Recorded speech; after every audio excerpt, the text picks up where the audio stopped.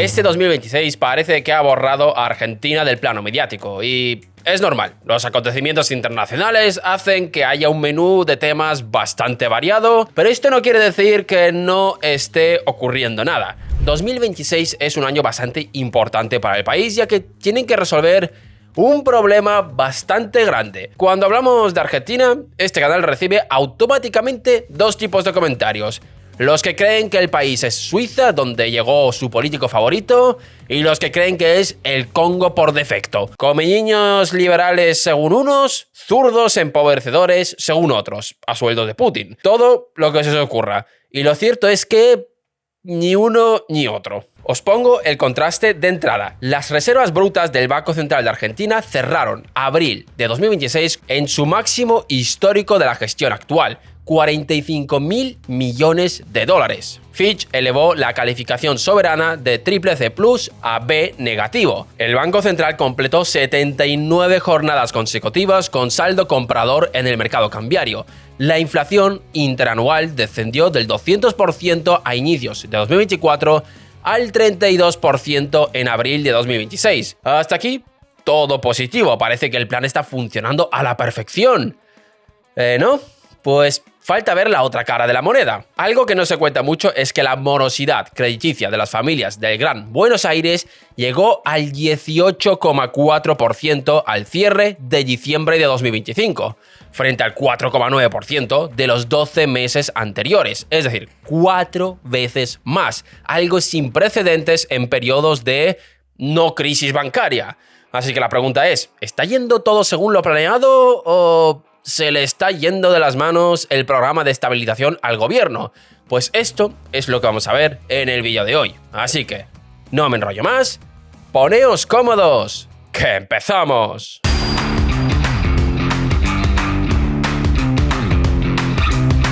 Empecemos presentando las dos caras del programa. La cara amable, inflación de abril en un 2,6% mensual, una desaceleración de 0,8 puntos respecto al 3,4% de marzo.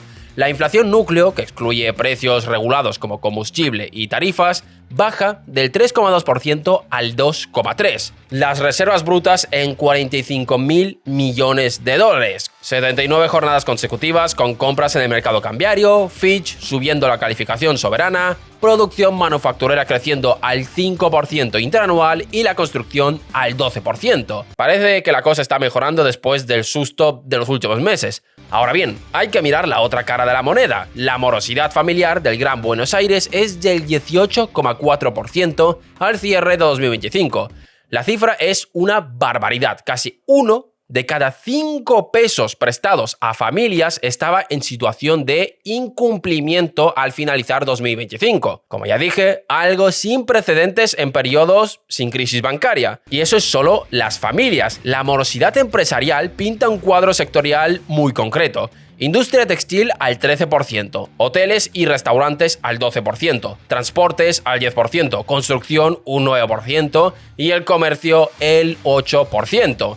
Y es que al final esto es algo que se va retroalimentando. Si miráis bien la lista de sectores afectados, todos tienen algo en común. Dependen del consumo interno de los hogares. Los argentinos comen, viajan, se alojan o compran ropa, y ahora menos que antes. Esos sectores pierden demanda cuando los salarios reales se contraen. Y todo esto es consecuencia del programa de estabilización. No es algo contradictorio, es la foto completa del panorama argentino. Y todo por el intento de remonetización de la economía. ¿Y qué demonios es esto? Pues ahora lo vamos a descubrir.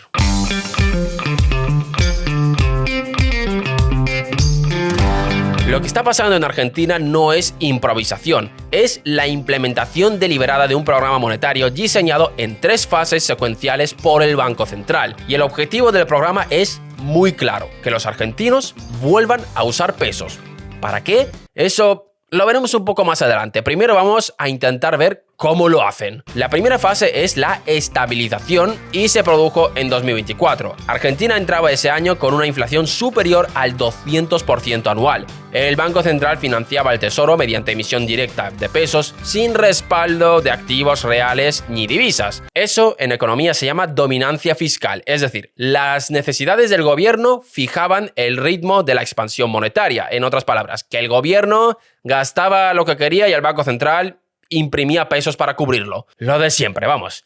El primer paso del programa fue cortar la emisión, disciplina fiscal, equilibrio del tesoro y compresión de los agregados monetarios. Eso se completó con éxito. Fase 2. Transición de régimen en 2025. Aquí viene una decisión atípica para América Latina. El Banco Central no usaba el ancla cambiaria y tampoco usaba metas de inflación. Lo que se controlaba era la cantidad de pesos. ¿Por qué? Para controlar los pesos que se emiten. Y una vez controlados los pesos que se emiten, entramos en la fase 3, la remonetización. Es decir, que los argentinos empiecen a usar pesos de nuevo, por voluntad propia, no porque no tengan otra cosa. Y esto es la clave de la remonetización. Cuando una moneda es voluntariamente demandada por su población, pasan tres cosas. Primero, el gobierno recupera la capacidad de hacer política económica, porque si la gente usa pesos, el Banco Central puede modificar la tasa de interés y mover la economía. Si la gente solo usa dólares, el Banco Central argentino es un adorno, no pinta nada. 2. Las empresas pueden volver a planificar a largo plazo. Pueden invertir, contratar, firmar contratos a varios años. En una economía dolarizada de facto, todo se planifica a 3 meses porque no sabes qué va a pasar. Y 3. Los hogares vuelven a poder ahorrar en su propia moneda y eso libera al país de la trampa de tener que ganar dólares antes de ahorrar. En cristiano, una moneda que la gente usa voluntariamente es lo que separa una economía normal de una economía permanentemente en cuidados intensivos. Y este es el objetivo. Y para conseguir este objetivo necesitan dólares. Sí, parece un lío, pero la explicación es muy sencilla. Si hay dólares, los argentinos estarán tranquilos. No correrán al kiosco a cambiar pesos por dólares con el primer titular alarmista. Así que la pregunta es, ¿realmente está acumulando dólares el Banco Central? Aquí es donde entra el dato que muestra las dificultades que está atravesando el programa. Las reservas brutas en abril de 2026 fueron de 45.000 millones de dólares, máximos de la gestión de Milei. Pero las reservas netas, según la metodología del FMI, en el mismo mes fueron de menos 12.000 millones de dólares, es decir, negativas. Y la pregunta es, ¿por qué? Las reservas brutas incluyen todos los activos en moneda extranjera del Banco Central, entre ellos los depósitos de bancos comerciales en dólares, los encajes en moneda extranjera, los créditos del FMI no utilizados y los swaps con China. Pero las reservas netas excluyen esos pasivos y solo computan las cosas que el Banco Central puede usar sin generar obligaciones nuevas. Por ejemplo, el swap. Si el Banco Central decide utilizar el swap, automáticamente aparece una deuda ya que deberá devolver esos dólares. Es decir, las brutas son los dólares que están en la caja del Banco Central, mientras que las netas son los dólares que están en la caja después de descontar lo que le debe a otros. Argentina tiene un balance que parece sólido por fuera, pero por dentro está condicionado por los pagos de deuda. Cada dólar comprado en el mercado va, en parte, a pagar deuda. Vamos, que el Banco Central acumula reservas con rapidez, pero las netas siguen siendo negativas porque los pagos de deuda absorben una parte significativa de cada dólar comprado. Y la sostenibilidad del programa no depende tanto de la cifra, sino del cronograma de vencimientos del próximo año y medio, lo cual nos lleva al siguiente bloque, porque si las reservas netas están en rojo, ¿de dónde sale la munición que está sosteniendo todo esto?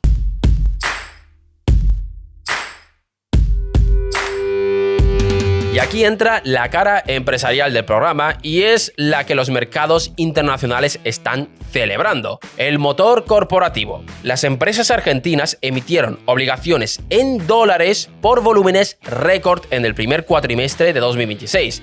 Pampa Energía emitió en marzo 200 millones a 3 años a una tasa de un 5,49% anual, récord para una obligación negociable corporativa de Argentina.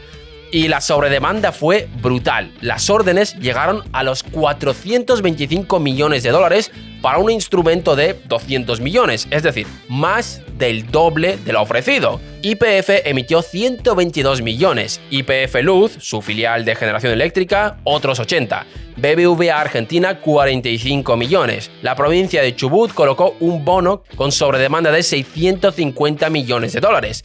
¿Y cómo contribuyen estas emisiones a las reservas del Banco Central? Cuando una empresa argentina emite obligaciones en dólares, los inversores depositan esos dólares en cuentas del exterior. Para usar esos fondos en Argentina, la empresa debe ingresar las divisas al mercado único libre de cambios y venderlas al Banco Central al tipo de cambio oficial. Es decir, el Banco Central se queda con esos dólares y se los suma a las reservas brutas. El sector energético es el motor principal de esta acumulación de dólares. Vaca Muerta, la formación no convencional de petróleo y gas en Neuquén, necesita inversiones intensivas. Las empresas con activos ahí captan financiamiento internacional barato y alimentan las reservas en cada operación. Y a esto hay que sumarle el RIGE, el régimen de incentivo a las grandes inversiones, que atrae capital extranjero con beneficios impositivos. Esto ha dado sus frutos y lo demuestra el flujo neto positivo en el primer trimestre de 2026 de unos 760 millones de dólares. Es decir, ahora mismo la acumulación de reservas depende del sector privado, no tanto del público. Y esto es un cambio radical. Al inicio del programa en 2024 lo importante era la disciplina fiscal. El superávit primario del Tesoro era la variable que más peso tenía en la evaluación de los inversores. Y esto llegó con la motosierra, los ajustes, la eliminación de subsidios, lo que ya todos sabemos. Pero en 2026 el foco se desplazó. Ya no es la disciplina fiscal, es el programa financiero. La pregunta del mercado ahora es otra. ¿Puede el gobierno argentino renovar sus vencimientos de deuda en 2027? Esa pregunta sigue abierta. El problema es que mientras se trata de resolver esta pregunta, la gente de Argentina se enfrenta a una paradoja que no puede sostenerse durante mucho tiempo. Y es que precisamente, debido a que los sectores que mejor están funcionando son estos, la economía argentina se está empezando a partir en dos.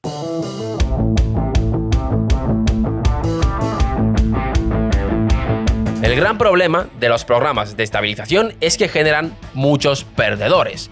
Generan una simetría distributiva que los economistas llamamos como endógena, y esa palabra es clave. Endógena significa que no es el resultado de un diseño que busca perjudicar a determinado grupo. Es una consecuencia inevitable de los mecanismos de ajuste que el programa activa. Es decir, el ajuste duele de un modo concreto y predecible, no porque alguien lo haya diseñado para que duela. Cuando un banco central reduce la inflación al comprimir los agregados monetarios, el poder adquisitivo de los ingresos fijos, es decir, salarios y pensiones, puede deteriorarse durante la fase de transición. Los precios se ajustan más rápido que los contratos salariales y al mismo tiempo los activos financieros en pesos se aprecian en términos reales en la medida que la inflación cede y los activos en dólares mantienen su valor si el tipo de cambio se estabiliza. ¿Cuál es el resultado? Los que tengan activos financieros ganan poder adquisitivo durante la estabilización y los perceptores de ingresos fijos como salarios o pensiones lo pierden, al menos en el periodo de transición. Y los datos confirman exactamente ese patrón y es el dato que os hemos lanzado al inicio de este vídeo. La morosidad del Gran Buenos Aires del 18,4%, 4 veces más que 12 meses atrás. Una brecha del 58% respecto al promedio del interior provincial. Y esa brecha geográfica no es aleatoria. El Gran Buenos Aires concentra una proporción alta de trabajadores informales y empleados en sectores orientados al consumo interno. En otras palabras, los más sensibles a la caída del salario real. El interior provincial, con mayor peso de la producción agropecuaria y energética, mantuvo ingresos reales relativamente estables. ¿Por qué? Lo hemos dicho, son los sectores que están llevando la batuta en la acumulación de dólares, de ahí a que los trabajadores de esos sectores estén mejorando su situación. Es decir, la geografía argentina de la estabilización reproduce la geografía argentina de la dolarización. Las provincias que producen dólares atraviesan el ajuste con menor coste. Las que dependen del consumo interno absorben el grueso del impacto. Vamos, que la redistribución regresiva no es un defecto del programa, es un coste reconocido en la literatura económica. La pregunta política, no tanto técnica, es ¿cuánto tiempo puede sostenerse antes de que los costes sociales comprometan la viabilidad del propio programa?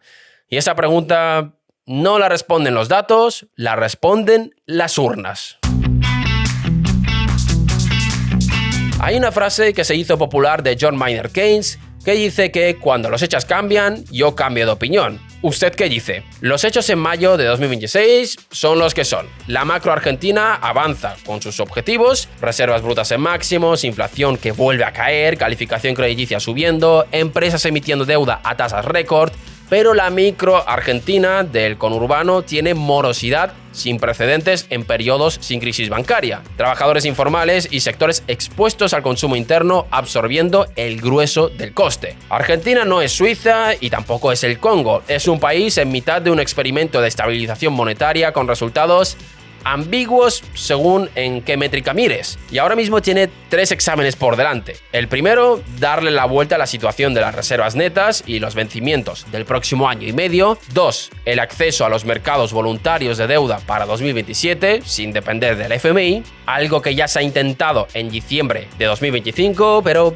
ahí se ha quedado. Y el último, revertir lo antes posible la situación de los sectores expuestos al consumo interno, ya que de ellos depende la sostenibilidad política del programa. Durante el segundo semestre de este 2026, Argentina ha cubierto sus vencimientos del año gracias a la combinación de desembolsos del FMI, repos bancarias y compras en el mercado.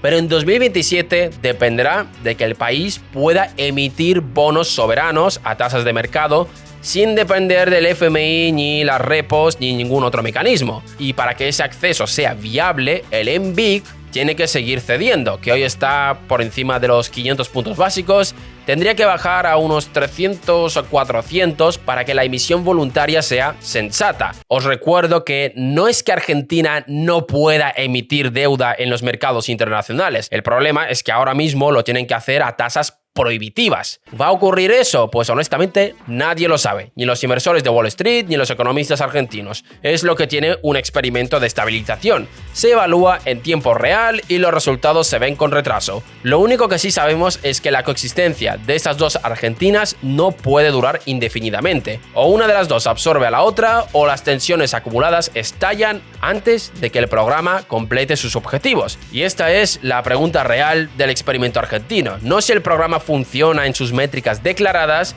porque esas métricas ya están funcionando, sino si la sociedad argentina aguantará el tiempo necesario para que los beneficios macroeconómicos lleguen a los hogares. Y esta pregunta no la responde un economista, la responden los argentinos cada vez que pisan una urna o una calle. En octubre de 2025 lo dejaron claro.